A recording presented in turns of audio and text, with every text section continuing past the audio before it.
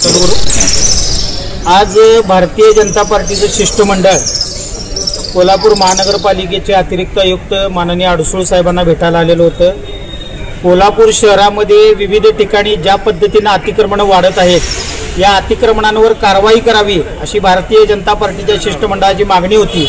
आणि विशेषतः आई जगदंबेच्या जवळ असणारा महाद्वार रोड, ताराबाई रोड इथं जे अनधिकृतरित्या जे अतिक्रमण झालेलं आहे ते वर्षानुवर्ष अतिक्रमण वाढत निघालेलं आहे।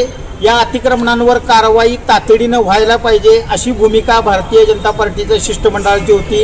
या महाद्वार रोडवर, ताराबाई रोडवर जे भाजीपाला विकायला बसतात, ज्यांनी अनधिकृत अतिक्रमण केलेलं आहे, ज्या पद्धतीचं प्लॅन मंजूर असतात महानगरपालिकेचे की पार्किंगसाठी जागा, या ठिकाणी देखील मुबलक अतिक्रमण झालेलं आहे। हे सगळं अतिक्रमण निघालं नाही तर भारतीय जनता पार्टी सोमवारी किंवा मंगळवारी या ठिकाणी मोठ्या तीव्रतेनं आंदोलन करण्याचा इशारा देऊन आत्ता अडसूळ साहेबांच्या केबिनमधून आम्ही बाहेर पडलेलो आहे।